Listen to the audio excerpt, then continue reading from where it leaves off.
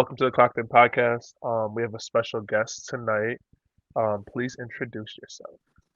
Hi. Well, thanks for having me, Caleb. My name is Jacey Brooks. I am a current Division One associate head coach. I have been a college coach. This is year 17. So have been in the college coaching, kind of my whole career. But yeah, that's kind of me in a nutshell. Yeah. So I know a little bit more, but tell them where you're from, what high school you went to. Yeah, absolutely. So I'm originally from the Western New York area. I grew up an hour south of Buffalo. I went to a pretty small high school called Franklinville. Like I said, very small. I think they're class D right now. I think it was C back in the day when I played, but graduated with like 62 people. Um, Wow. yeah. So very, very small. I come from a family of six, so I have three other siblings, and obviously my parents. I grew up on a dairy farm. My dad was a farmer, so I always give my pops the credit. That's what kind of instilled my work ethic. Right. Was watching him Right. on a daily basis. That's so So cool. yeah. I know you a little bit more than obviously some people that are gonna watch this, but talk about family and what that means to you. I know they mean everything to you, and you're a Yeah. very Oh my God, family-oriented family is person. everything. Yeah. Go ahead. Yeah, it's just, it's amazing to see. I talk a little bit about my dad and my mom. She was a nurse, and I always refer to my mom as probably one of the most selfless people that I know. They went on to raise four kids, and the bond that you create with your siblings is amazing, and nothing can break that. And Absolutely. I think family, you go through ups and downs, and you kind of like battle each other and have disagreements, but like your family gets you through those tough times. They're Absolutely. they're there to support you in your highs and support you in your lows. So, I'm the third, so I have an older brother and an older sister who kind of showed me the ropes, and then I have a little brother who I got to show the ropes. So very tight. Gotcha. I wish we were all a little bit closer. Hmm. Distance wise, how life kind of takes you in different parts of the country, but when we get together, it's like we never dropped a beat. Right. No, that's awesome. Yeah. So talk a little bit about, I didn't know that you went to such a small school. So what was high school like? Oh, high school, I mean, everybody knew everybody, like I had my group of friends where it was like us five girls, and we still remain close to this day, but like everybody knew everything about each other. And where you are, it's like if you played sports, you played all the sports, so like Right. I ran cross country, I played basketball, I played softball. But everybody kind of knew that, like if you went to school, you kind of got involved with sports. But from like an athletic kind of standpoint, it was hard because like where I was from, like we didn't have AAU, so Mm, like growing up, it was just me at the park shooting on a hoop, with my high school hmm. coach. And then it was like my junior year, like a AAU team reached out to me, and I'm like, what is that? Like I had no clue because it just wasn't a thing where I was from. Right. So fortunately, I got myself involved a little bit, and then got some opportunity to play college basketball. But yeah, it's a small town. My where I grew up, the actual hometown that I live in has one blinking red light. Not much happening. Would have to drive 20 minutes to the nearest grocery store. Yeah. So Yeah. but So kind of piggyback on that a little bit, right? So, what was it that pushed you to play college ball? So like, or who was it? Or like, how did yeah, that happen, right? You're from such a small area. I don't know how many right. people did it where you're from, but Yeah, and definitely not. I think I at the time, I think I was the second or maybe third girl in my high school to score a wow. thousand points. Right. Okay. My former high school coach or varsity coach, when I was younger, not the one who I finished with, but she went on and she played at Penn State. Like she had a great career, a whole basketball family. Um, and so like when I finally joined that AAU team, and like college coaches were starting to call me and write me, and they would show up at my games, and I'm like, I don't understand this, because nobody in my family went on to play college sports. My parents sure didn't, my older brother didn't, my sister didn't, so it was kind of new for the family. Right. So when coaches started coming to the games, it was like, oh my gosh, it was that sense of being very nervous to play in front of people, and then Hmm. at night you're like fielding these calls, and getting the letters in the mail. Yeah, yeah, So it was yeah. kind of exciting, but I didn't know what to do. And I was getting some calls from like Ohio, and the thought for me was like, I've never been away from home, so that was Right, kind of scary for me. right. It's kind of things persisted, and I started visiting campuses, and Hmm. I remember going to Buff State with my mom on a visit, with Coach Batchelor, who now is a current Division I coach, and we see each other on the recruiting trail. But I went there and I was like, Mom, I think this was like the first place where I felt I could see myself going. Wow. Was like I was comfortable on campus. I liked the coaching staff. I met the team. So like that spring, I was like, okay, yeah, I guess I'm going to Buff State. Yeah. All right, cool. So, this is kind of like a two-part question, but before we jump to the college stuff, um, what is some what's some advice that you would give, right, these high school kids that want to play in college, right? And we'll go basketball Yeah. specifically. Okay, so, Yeah. what's something that you would say to them? I mean, it's the hard work. Like it is so hard to play college athletics, whether no matter what level, at Division I, Hmm. Division II, Division III, junior college. It is hard, right? Yeah. In order to get there, like you have to work your butt off, right? And it's not even like, oh, I'm going to work hard, I'm going to do it. It's like a lifestyle. You know what I mean? Yeah. Like Absolutely. it's the strength, it's the conditioning, it's from a basketball standpoint, like how many shots are you making? Are you improving your handles? Like it's just there's so much that goes into it, that you don't realize, so to me the kids that play at the next level are the kids who fall in love with it, right? Fall in love with Mm, it in high school, because if you don't love it, you're going to dread working out, you're going to yep. dread putting in that extra time, where if like you fall in love with it, that's easy, you know what I mean? That Hmm. just becomes your lifestyle, becomes part of your daily routine to go get that workout in. So from that standpoint, like you gotta find it in here, like if it's Hmm. something that you truly want to do. And then my other piece of advice is kind of like put yourself out there, you know what I mean? If you have, some dreams and aspirations, making sure that you contact coaches and stuff like that, and show them what whether it's a video, whether it's highlight tape, whether it's full game video, because that can go a long ways, Absolutely. but it's just like the sky's the limit, and if you truly love it, you can get there, right? But you got to Yeah, love for it in sure. order for that to happen. I love that, and honestly, I couldn't agree more. I mean, like you said, I played JUCO basketball and I played basketball more so in football there too. But there's just so much along the ways that that you have to love that whole process. Like Yes. you said, it's like the getting up, the eating, the being with your teammates all the time, right? Yeah. The you have to do your schoolwork, you got practice, and then you got to perform, and then Right. you get even from all that stuff to just like even getting like therapy, right? Like Oh, yeah. advocating for yourself in that. Absolutely. Um, I could, Because something, yeah, I yeah, mean, go just ahead. to go off a little bit, like it's you got it, it's so like that's just the physical stuff, right? But the Mm, mental aspect is almost so much more, and I can touch upon, once we get later in the conversation of like the pressure of success, right? The yeah, pressure of yeah, success compared to the fear of failure, like how do hmm, you handle those? And that it, right. it becomes a mind game. Like it's hard. It's so funny. I literally right before that I was just gonna ask you to touch a little bit on um the mental health of an athlete, right? So um I think nowadays, and even when I was in college and stuff, they didn't ask for help, No, we right? just I'm did sure it. it was there. We just you just do it, right? I think sometimes we blur that line of like love and we just like, oh, I love it, so I'm just gonna just muscle through it, right? Right. I'm gonna tough Right. it out. But I think that's something that these kids need to understand nowadays is like, yo, listen, it's a lot. I don't care what level you play, it's a lot. Oh, Like there's a absolutely. lot of things you're juggling. There's a lot of things mentally that are going on, and then you have to deal with like your own life, your family's life, your relationship stuff, your friends, and Yeah. then you're expected to perform, right?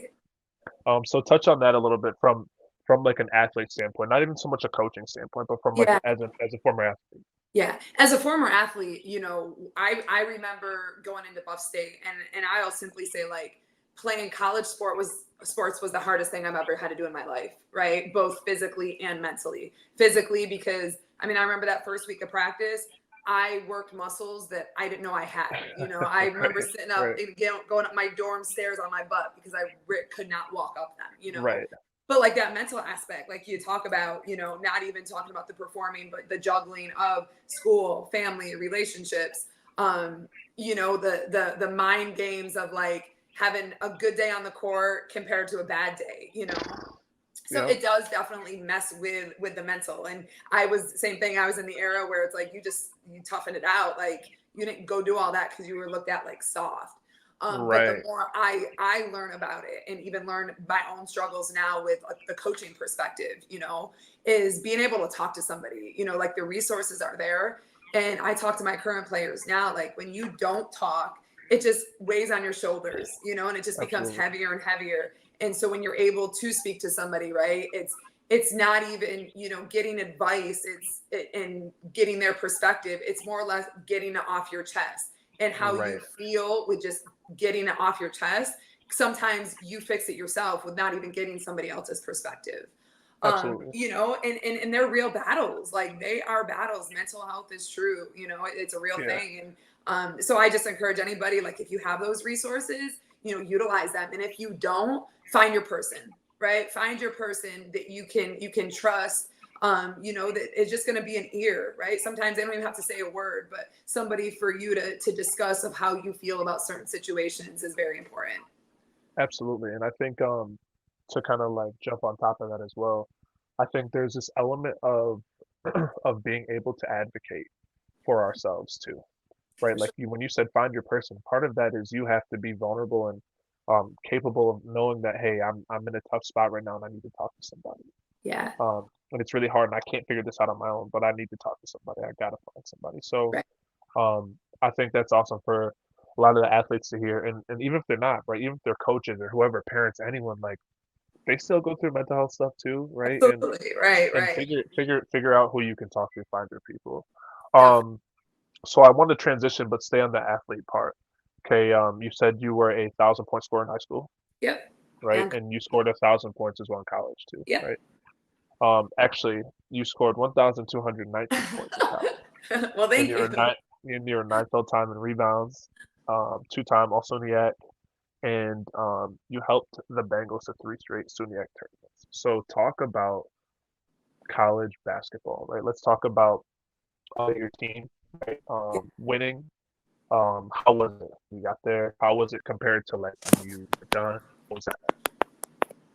Right. Hold on. I think our connection. I don't know if that's me or you. You good? I feel Can you okay. hear I me? think you're back. Good. So can you just repeat the last part of that question? Absolutely. Yeah, yeah, absolutely. Don't worry, I can edit all of this stuff, so it's kind Okay. of nice. Um, so no, so I was just saying, talk about what it was like from your freshman year to senior year, Yeah. winning. I mean, you obviously, like I just kind of listed, all of your personal accolades are phenomenal, right? Right. But collectively as a team too, talk about that as well. Just what was it like as an Yeah. athlete? Yeah. No, like going as a freshman, here I am from like small town USA. Like I get on campus, and we start, well, actually, it's a very unique story. So Coach Batchelor, who I mentioned earlier in the podcast, who recruited me to go to Buff State, he calls me a week before classes start in August.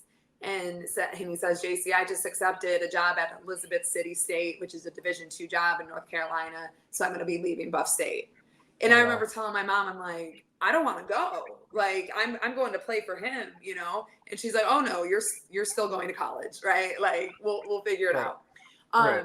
So they named our new coach on October 15th. And we know October 15th in the Division III world is, the big day, Right. right? It's It's the a day. day that Yep. I forever will have circled on my calendar. But Right. and so I meet Coach Moss, but before that, like the captains and stuff, they would do pickup and the strength and conditioning. And like I said, I went through that first week of tryouts essentially, and I I didn't know what hit me. You know what I mean? Like I had Yeah. never done anything that hard in my life. Um, but my freshman year, and I still give. I'm 1,000 point scorer because of one Yeah. girl. Her name was Abby Cohan, and she was a senior post player who literally kicked my butt my whole freshman year. Oh, that's Like, awesome. but she developed me into the player I was. You know what I Right. mean? Yeah. Yeah. Um, Yeah. it's like a guarding her in practice every day, B, just like learning from her. But it was hard because you also go from high school where you're playing every minute of every game essentially, Mm-hmm. right? And in Mm-hmm. college, it's like, okay, I'm a freshman. Like, okay, I'm not starting. I'm getting a couple minutes, and then that's that big question. Like, am I good enough? Am I good enough? Good Yeah. enough? Good enough? Because you were good your whole life. Mm-hmm. So there was that mental aspect. But like the biggest adjustment, and I can say that as a coach now, right? Is like the Right. speed of the game. Going from high school to college, same thing. It doesn't matter what level, it's different speed than in high Mm-hmm. school. But by the end of my freshman year, I was starting to start, and Okay. I had started my third game, and it was I think 2 games before the SUNYAC tournament, and I come down on my ankle, and I am in an extreme amount of pain. And I remember my one senior, she came up to me, she's like, "Jacey, get up," and I was like, "I can't." She's like, "Get up, we need you," and I'm like, I can't. So I like literally tears, the trainer comes out, all this. And, the next day, I mean, I am bruised from my knees to or the knee to my tip of my toe. So they're like, oh, I think it's a bad sprain, yada, yada, yada. Small world and how it all comes full circle. Our next game is at Portland. Oh And wow. we go to Cortland, and I remember laying up against like the gym wall, like my back was on the court and then my legs were on like the pads on the back, Yeah. Yeah. just Yeah. trying to get like the swelling out of my ankle to see if I could play. I mean, I still couldn't put any weight on it. So we play at Cortland, the team loses, we come back, and I go get x-rays, and I have a broken ankle. And I had a Wow. broken ankle for a week. And I just like tried to be like, no, it's just sprained. I'm good, all that. So that was tough. But then my sophomore year, it was a whole like just different. You knew what to expect, right? You knew what the preseason, you knew what the training was, you knew what the level of Yeah. competition. So it was just kind of like easier, I guess, Absolutely. And then since I was from a very small town, like I didn't have basketball leagues and a court and somewhere to work out. So ever since my freshman year, I stayed up in Buffalo because I Oh could be an wow. orientation leader and I could work out. I could work Right. out, I could play in leagues. And so I did that my whole college career. And then, my senior year came, well, my junior year, and I'm playing. Do you remember the Empire State Games? Yeah. Yeah. So I made the open division for the Empire State Games. A Okay. week before those, I tear my ACL in a summer league game. So it's the Wow. summer before my senior year. And I'm devastated, right? Because I had all plans, I'm Yeah. going to play my last year, see what happens. But there, I literally look at that as I wouldn't be sitting here right now today if it wasn't for that ACL tear. Right. And so, coming back off that, the mental aspect of that. And then, yeah, just playing my senior year and just, kind of just doing what I can to be a leader for my teammates and try to win some games. And then another small detail, when I did score my 1,000th point, it was in the Cortland gym. So, That's crazy. yeah. Wait, so I want to touch on something. I actually haven't talked to anybody about this yet, on my podcast yet, but let's talk about injuries a little bit, okay? Yeah. I just experienced mine this past year, right? My Okay. first major one ever. And it was at the latter of my career anyway, so it wasn't as big of a deal, right? Right. What was that like? Talk about the process of like it's gonna be your senior year, blow your knee out. You still are you're gonna be able to play, Right. but maybe not the way that you did before. And it's like the Hmm. way that you're going out, like I don't know, I Yeah. feel like we keep going back to it, but like mentally that's a lot. It is. I mean, I was devastated. I mean, let's just say, and I mean, how I tear it, it's like I'm in a summer league game. There's 30 seconds left in the game. We're Oh down my God. 3, and I get some brilliant idea to drive to the bucket and go for 2 quick, all that stuff. Yeah, And yeah, yeah, just totally land on it wrong. And they always say like, like but you don't know it. And yeah. I can still remember the feeling, but I try to like convince I just hyperextended it. But at the end of the day, I knew. And going through that process, but like I said, it wasn't a blessing, but going through that, it did get me so much mentally stronger. You know what I mean? To be Yeah. able to push through that pain. And I mean, that pain, that rehab is something I've never experienced and I hope to never experience. But I do give a lot of my credit. Our athletic trainer at Buff State was a retired physical therapist. Oh, And nice. so my rehab was, I mean, daily. And I literally, I've never had, I mean, I've run 2 half marathons. I just signed up for another one, like with my knee, because like I did it and like my rehab was seamless, you know? And I tweaked it again that February because I tried to rush back.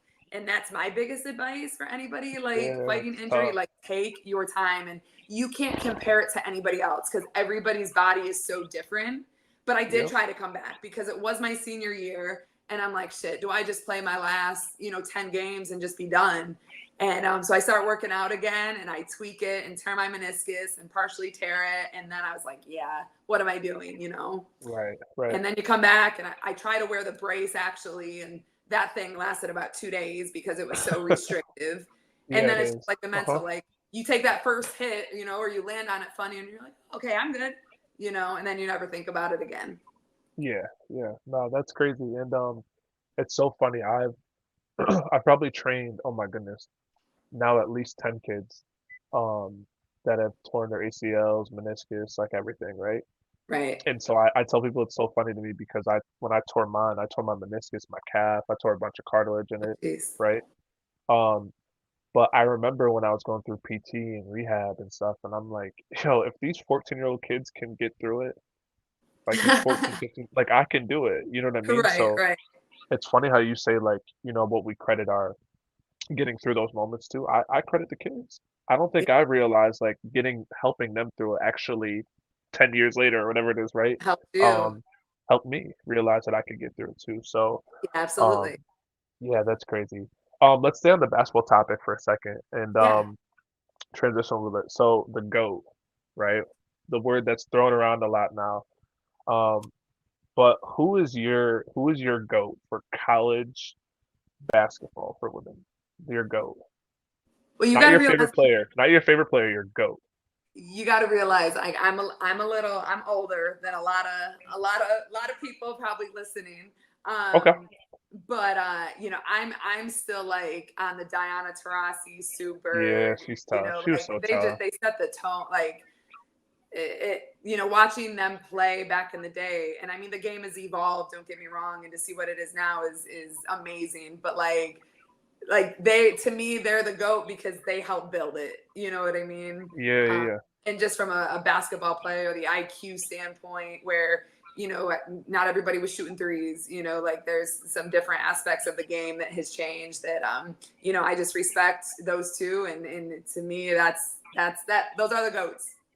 Yeah, I honestly I loved watching Diana Taurasi. And it was more than just like her physical ability. I loved how tough she was. Yeah, She was so tough and just so smart and just like yeah, strong-willed. And you could just see it. Like it literally like you could tell there was nothing fake about it. And it right, was just like just fuming through her the whole time. yeah, So she was super fun. And like you said, I think um her being there, like they set the tone for a lot of things that are going on now. yeah, absolutely, They really did. So, oh, that's awesome. yeah. So before we talk about your coaching stuff, who's your GOAT coach? Oh, geez. I probably have two.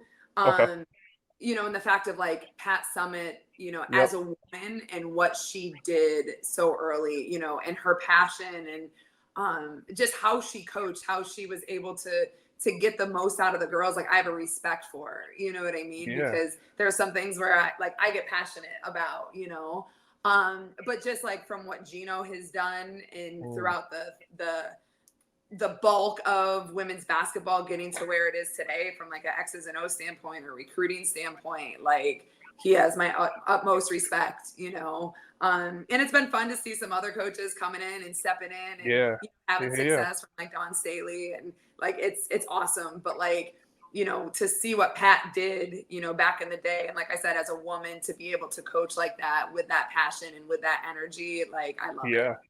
And at that level too, right? And to Right. continue it. And like there's something about like consistency to me that is um that's amazing, right? And Yeah, she did that. absolutely. She won, she was consistent, Definitely a legendary coach.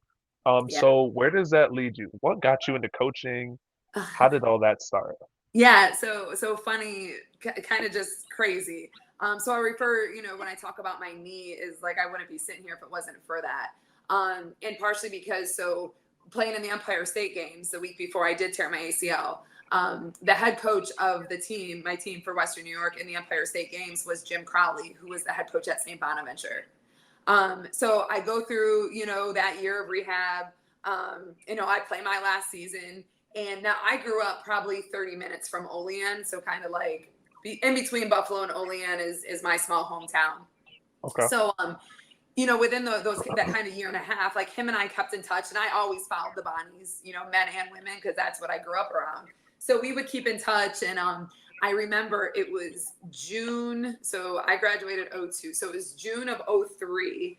And I am actually all applied and accepted to UB because I want to be a social worker. Okay. And excuse me, my last during my first year of grad school at Buff State, I had an internship with kind of this office in Buffalo, and in order to be able to go to this care center, you had to be like HIV infected or HIV affected. And it was an amazing experience, and that's what led me. I was like, I want to be a social worker. Like I want to help people. This is what I want to do. So I was like I said, all accepted, going to enroll and start in August. And then Coach Crowley calls me, and he says, Jacey, I have this newly created position on our staff, and I thought of you. And I thought of you because it doesn't pay a lot, but I know you're somewhat local and you could figure out, whether you live at home or whatnot. And I was like, okay. So I go and I learn more about the position, and it was director of operations, and it paid $5,000. Okay. And I remember calling my mom, and I was like, Mom, like he offered me the job. She's like, oh my God, that's exciting. How much does it pay? I was like, $5,000. And she looked at me, she's like, you can't survive off $5,000. But I was like, but Mom, and I can I remember exactly where I was when I was having this conversation with my mom in my kitchen, in my apartment, like looking out the window. And I said to her, I said, well, if I want to get into coaching, like this could be my stepping stone. Like I Right. played Division III. It's a Division I program. Like, I think I need to give it a shot. And I was 22 years old. And she's like, well, okay. So I pack up, I move home. And I lasted about 2 weeks. And I was like, wow, like I haven't lived at home in 4 years. Like, this is Right. tough. Right. So I was actually like looking for, this is going to be really long winded, but it's a good story.